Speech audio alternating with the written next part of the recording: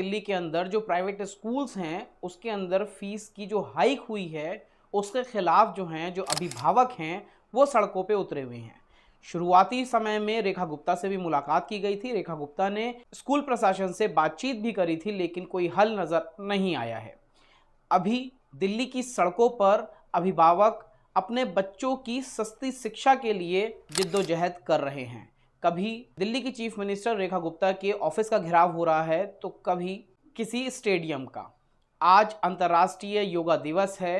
तमाम सेहत सही रखने की कोशिश करी जा रही है, लेकिन दिल्ली के अंदर जो प्राइवेट स्कूल्स में जिनके बच्चे पढ़ रहे हैं उनके अभिभावक जो हैं उनकी सेहतें खराब हुई पड़ी हैं। दिल्ली के जो निजी स्कूल की फीस पर अध्यादेश के खिलाफ अभिभावकों का विरोध प्रदर्शन जारी है।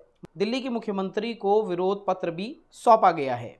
दिल्ली के निजी स्कूलों में पढ़ने वाले बच्चों के अभिभावकों ने यूनाइटेड पेरेंट वॉइस के बैनर तले एकजुट होकर दिल्ली सरकार द्वारा जारी किए गए Delhi school education fees regulation ordinance 2025 के खिलाफ विरोध जताया है।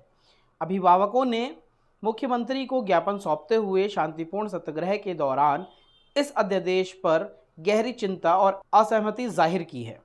अभिभावकों ने बताया कि किस तरह से उनको आपत्ति है, परेशानियां हो रही हैं, उस पर भी एक नज़र डालिए। पारदर्शिता की कमी, अध्यादेश को बिना किसी सार्वजनिक परामर्श, हिताधिकारियों की बातचीत या विधेयी बहस के लागू कर दिया गया, जिससे लोकतांत्रिक प्रक्रिया की अनदेखी हुई और सबसे प्रभावित पक्ष अभिभावकों की आवाज़ को नज़रअंदाज कर दिया गया। यह ठीक वैसा ही किया गया है जैसे किसान बिल लाया गया था।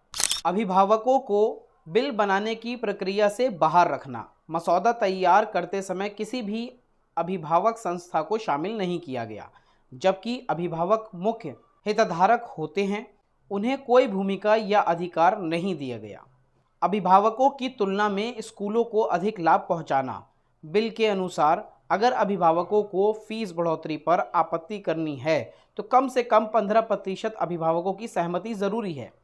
यही शर्त अनुचित, अव्यावहारिक और अभिभावक विरोधी है। बिना नियंत्रण के फीस बढ़ोतरी और ज़बरदस्ती के तौर तरीके मौजूदा नियमों के बावजूद निजी स्कूल